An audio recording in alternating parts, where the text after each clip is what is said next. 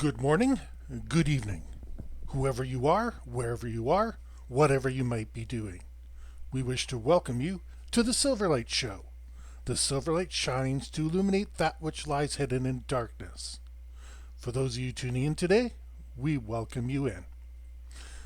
I've been reading the news lately about these two astronauts that were trapped, in quotes, trapped, on the International Space Station due to the failure of the Boeing Starliner, which I don't know if you want to call it a failure. Well, the mission failed, so I guess you want to call it a failure.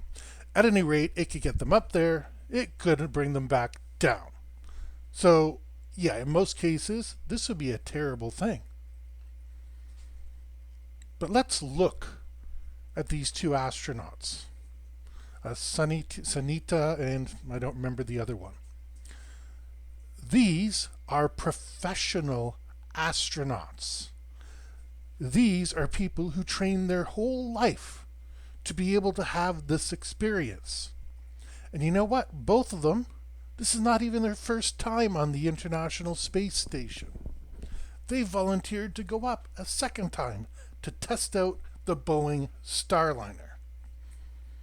And when they get there, yeah, it's not the most luxurious place possible, but they're living the life they wanted to live their whole life, and they even got a second stab at it. I don't know what homesickness is like in that situation. I mean, I've experienced, did I say homelessness? Homesickness, pardon me. I don't know what homesickness feels like in that situation. They're not as homesick as they could be. It's not like they're in the middle between Earth and Mars, never coming back. They can still pick up a iPad or whatever they use on the space station. I don't know in that particular case. Call home in real time, talk to their family, their friends, whatever. Those provisions are all there. They got food, they got water. Not the most luxurious existence, but this is something they wanted. They've done it before. They're pros. They're going on a spacewalk together because they have the training. They have the experience. They probably even know that particular section of the International Space Station better than anybody else because they've been there before. But they're trapped. It was unexpected that the Starliner couldn't safely bring them back in one piece. And come to think of it, I don't remember Boeing officially making a declaration saying, oh, they would have made it back from orbit, it would have been okay, or they were screwed. Like the first one, if Boeing had been confident when they brought it down, they would have said, oh yeah, we would have made it, but we were being safe. But they're being pretty suspiciously quiet. I know Boeing is recovering from a lot of black eyes at the present time with their various problems, so ducking down and not crowing was probably the best damage control they can do. It's a good strategy. I like it. But seriously, this idea that they're trapped, somehow marooned, like the crew and castaway of Gilligan's Island. It's a tragic misunderstanding of the situation. Let me give you a parallel that can happen in real life. You go to Hawaii. I'm going to use Hawaii. It's a pretty popular tourist place. You can pick any place you want to go really bad. If you want to go to one of those Antarctic cruises, just anywhere where you're going to be somewhere that's not your familiar territory. And if you're from Hawaii, I don't know, where do you want to go? Type it in the comments.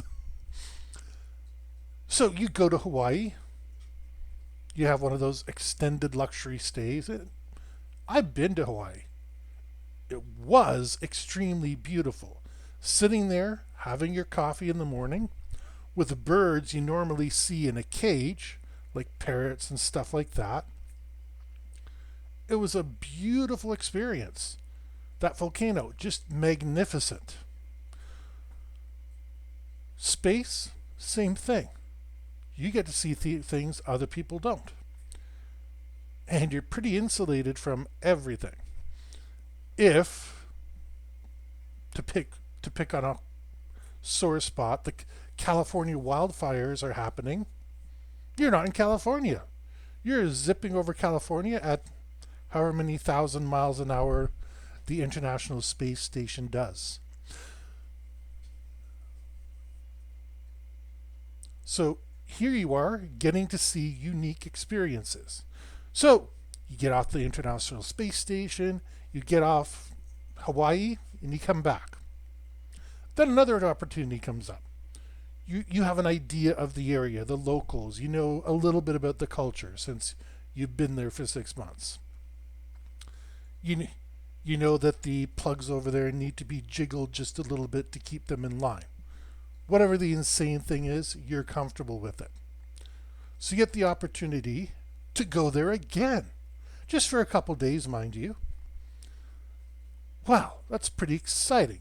You're taking an experimental spacecraft, or just a Boeing 747, or an Airbus, I don't know what you feel about Boeing, and you wind up on the island again. And magically, you get to stay for another 6 months for whatever reason. I don't think Boeing could possibly make it impossible to travel back from Hawaii, but whatever your reasons are, you get another 6 months vacation there. And you're willing to help out and do what you're going to do, but you're still getting everything that you had before. An astronaut's life is not a vacation, but these are like fighter pilots. As a matter of fact, some of them have been fighter pilots. And as the old Kenny Loggins song went, pushing it faster on into infinity, and I forget the lyrics. But there you are. They're doing that every single day. Now I know there's concern about bone density loss, which you wouldn't get if you were in Hawaii. Presumably. Maybe you would. It's a strange world, and it keeps getting stranger. But they're not begging, please let us come home. They would like to come home, but at the same token, they're doing their life's work. They're getting a second opportunity. You know how few astronauts get a second opportunity to do anything in space? So, with this whole Elon Musk, Donald Trump, oh no, we need to get our astronauts down, stuff like that, there's no reason to bump the schedule. They were cool with it.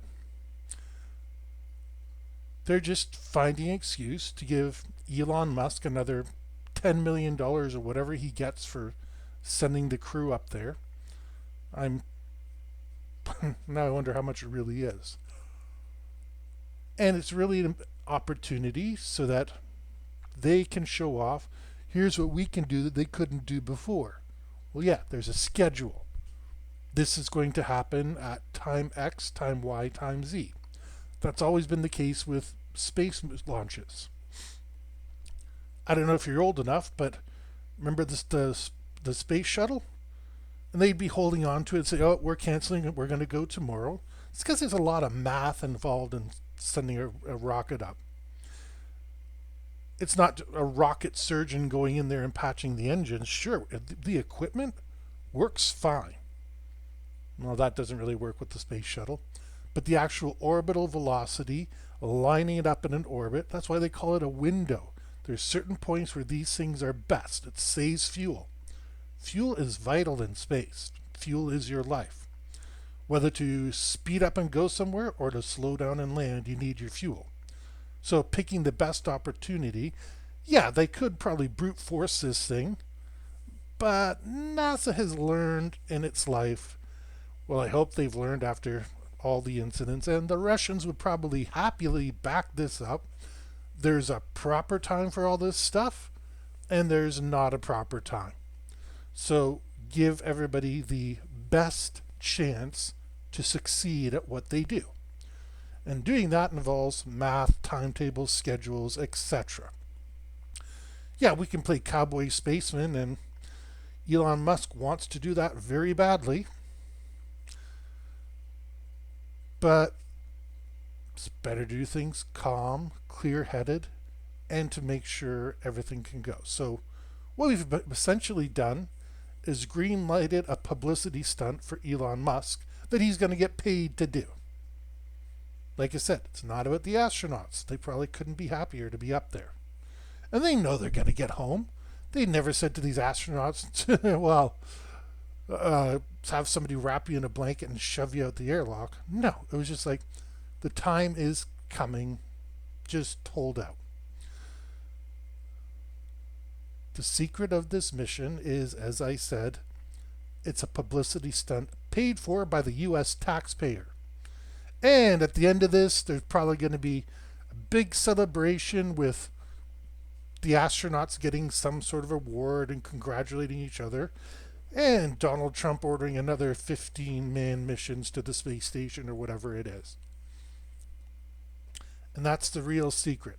It's always the money. It's always about how they can enrich themselves and make themselves look good. That's why this is happening.